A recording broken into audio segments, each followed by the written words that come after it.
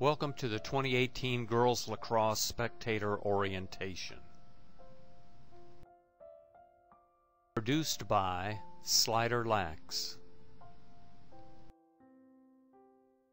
This orientation video will be used with the Girls Lacrosse Spectator Orientation Manual and the Easy Carry Girls Lacrosse Spectator Booklet. First, let's look at the field. The field for girls lacrosse will appear to the new spectator to be a confusing maze of lines, both straight and curved. Add to this the reality that girls lacrosse is often played on a field that is shared with other sports, football, soccer, field hockey, and boys lacrosse, all with their different lines.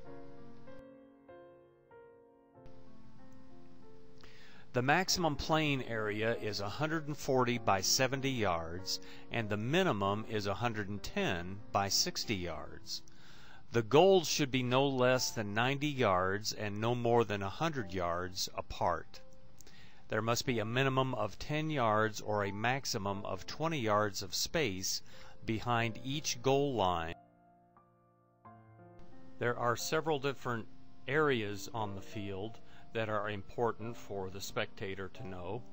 The center circle is where the draw occurs.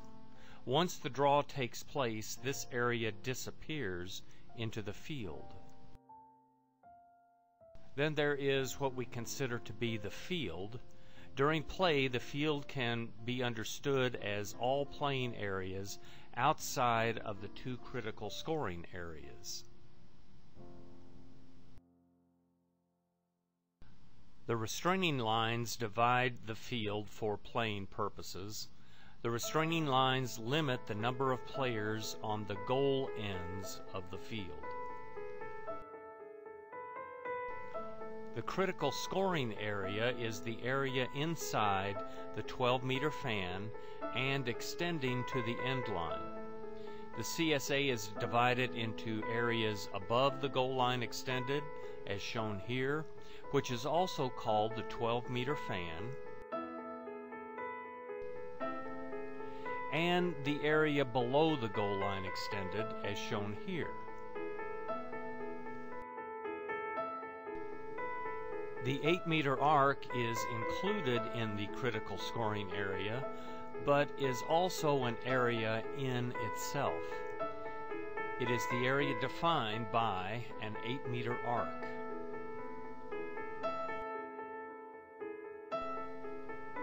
Finally, there is the goal circle.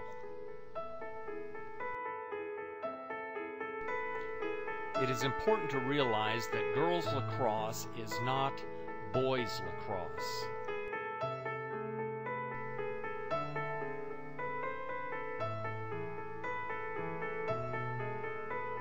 There are many differences between girls and boys, or women's and men's lacrosse.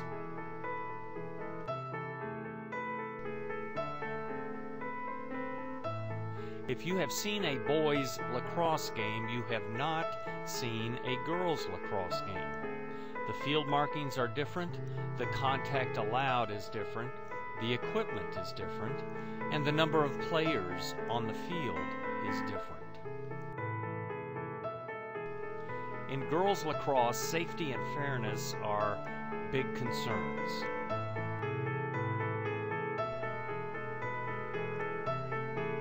A lot of the complexity of the sport of girls lacrosse has to do with the desire to make the game safe and fair. What may seem at first to be a random penalty administration is actually a reflection of those two desires.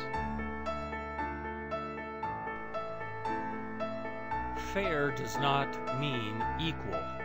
Call it both ways, we often hear. What exactly does that mean?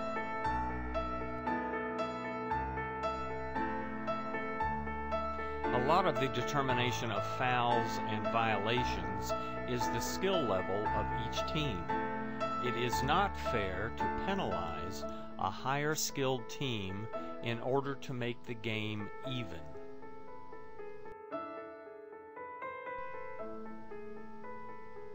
Umpires call fouls and violations regardless of the score.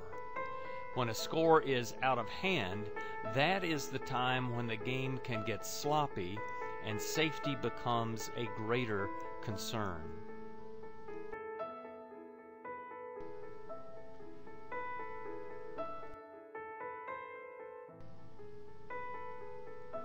In the area served by the Kentucky Lacrosse Umpires Board, you may on rare occasions see one umpire at a middle school game.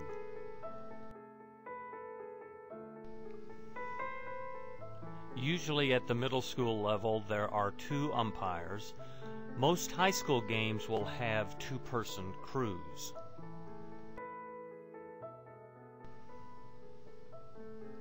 At high level and many high school postseason games, you will see a 3-person crew. A 4th umpire is sometimes added to control the sideline.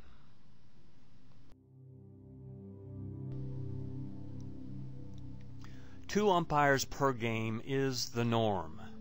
With 2 umpires in a game, girls lacrosse has a very high player-to-umpire ratio, 12-to-1. This situation is made easier with the restraining lines that make the game around each goal a 7-on-8 game.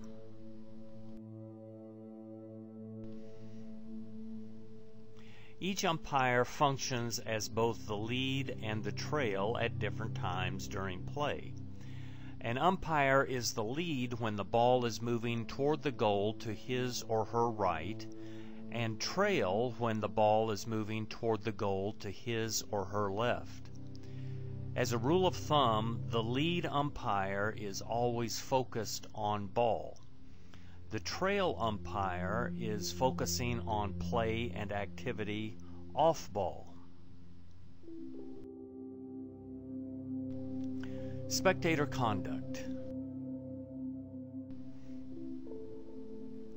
We all know what is respectful behavior.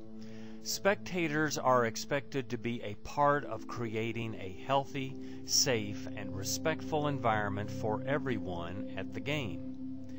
Any obscene, racial, or derogatory comment or action, or anything that encourages dangerous play, is considered misconduct by a spectator. Head coaches are held responsible for the behavior of their spectators.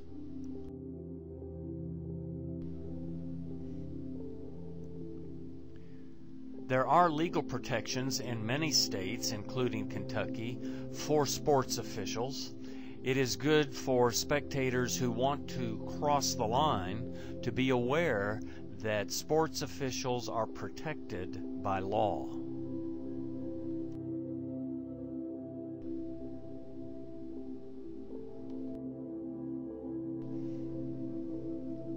There are 18 minor fouls, which may be understood as procedural or ball control fouls, 18 major fouls that may be understood as safety fouls.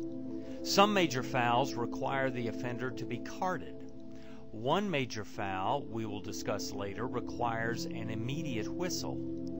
Then there are also team fouls, misconduct fouls, delay of game violations, draw fouls, and goal circle violations.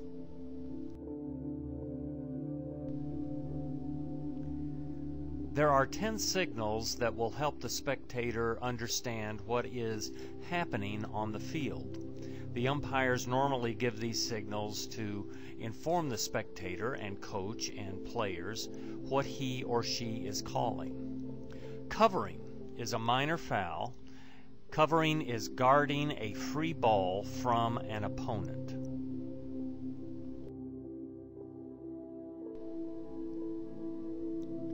Empty cross or stick check. This also is a minor foul.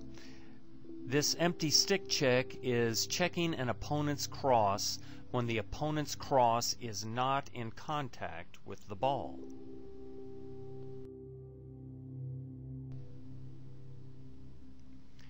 Cross or stick in the sphere. This is a major foul. Cross in the sphere is passing or holding the cross or stick in the area around the head and neck of an opponent. The sphere is a 7-inch distance from the head in all directions.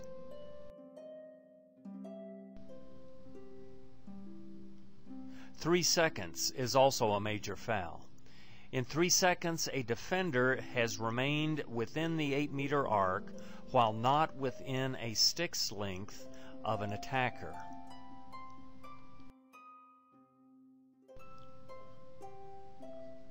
Obstruction of free space to goal is often called shooting space.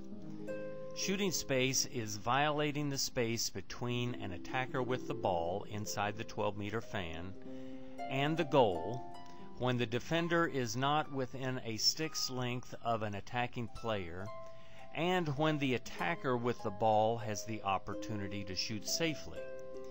The space is demarcated by 3 points, the ball and the 2 outside limits of the goal circle. This foul requires an immediate whistle by the umpire.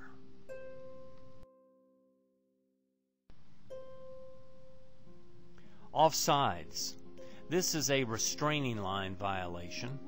Either team having too many players in the area between the restraining line and the end line is offsides. Usually each team may have 7 players across the restraining line, not counting the goalkeeper, unless a team is playing down because of a penalty.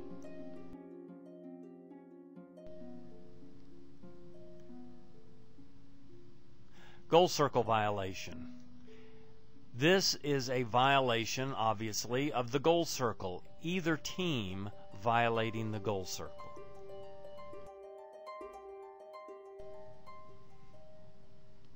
Dangerous play. This is a major foul. Dangerous play is anything that the umpire determines is dangerous, including checks from behind or across the body.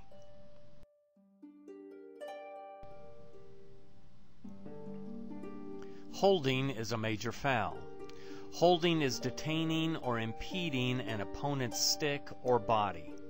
Holding may be stick to stick, stick to body, body to body, or body to stick. Playing larger than you are, or what is sometimes called a chicken wing defense, may be considered holding.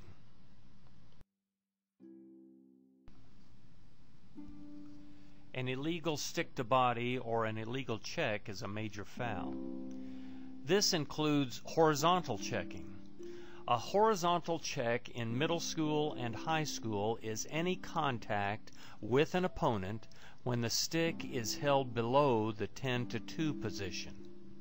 A horizontal check is always called against the defender, even when the attacker initiates contact with a meet and greet action.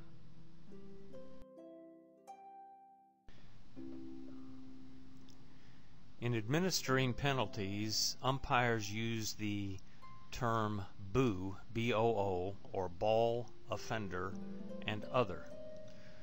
They place the ball, they place the offender, and then they place the other. In minor fouls, everyone is placed 4 meters away from the ball.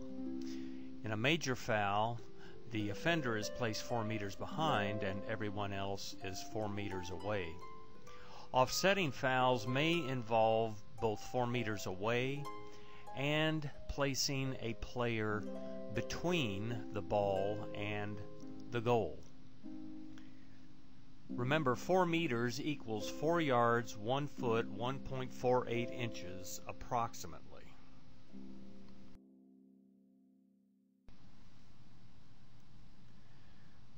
There are 4 card combinations in girls lacrosse: green card, a green-yellow card, a yellow card, and a red card. Some major fouls require a yellow card. Cards may be assessed for any foul depending on its severity or repetitive behavior. A yellow card requires the offender to leave the field for 2 minutes and her team plays down. After an individual player's second yellow card, she is suspended from the remainder of the game. When a team has a total of 4 yellow or red cards, that team will play down 1 player. Green cards are for delay of game and do not count toward the card count. An umpire may assess a red card for a foul. A red card requires the offender to sit in the penalty area for 4 minutes, and her team plays down for that period.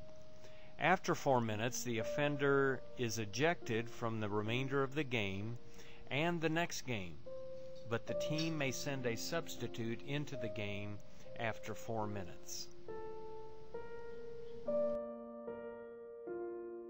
One thing that will drive you crazy in girls lacrosse is shooting space, or obstruction of free space to the goal, or FSG.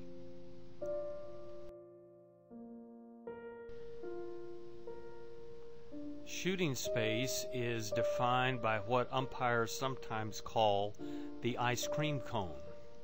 That is the ball at the apex of the cone, and then the 2 widest points of the goal circle forming a triangle, and then shooting space is within that triangle or cone.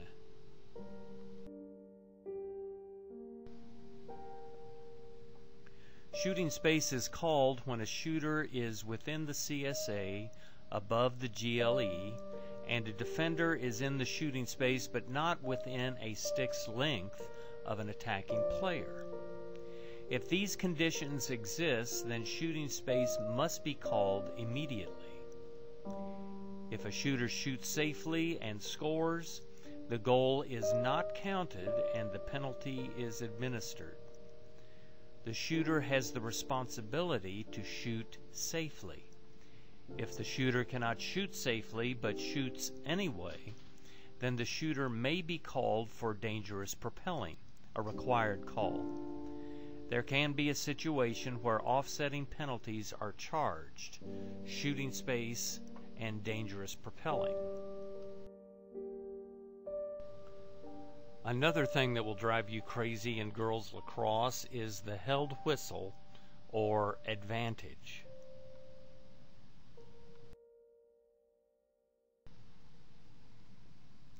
A held whistle happens in the field, not the CSA. A held whistle is the acknowledgement that the umpire has seen a foul, but to stop play and administer the penalty would actually give an advantage to the offending team or take away the advantage from the offended team. Another name for this action is advantage. The frustration enters when spectators, players, and coaches do not see the advantage or held whistle being given. Another thing that will drive you crazy in girls lacrosse is the slow whistle or flag.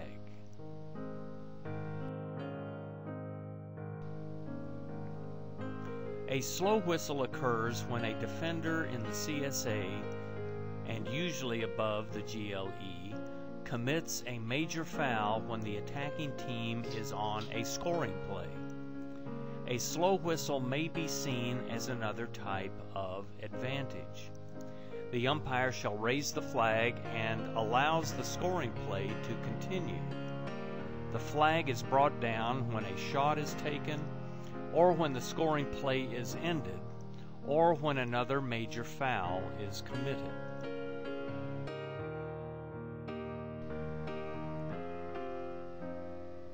There are different levels of play that may cause some confusion to spectators. Middle school, high school, and college rules have some nuanced differences that may be confusing. Rules at each level are created to enhance safety and fairness, and also to teach the game of lacrosse. There are ways for you to get more involved as a scorer, a timer, or an umpire. We would welcome you into our ranks. Thanks for watching. For more information, go to sliderlax.com.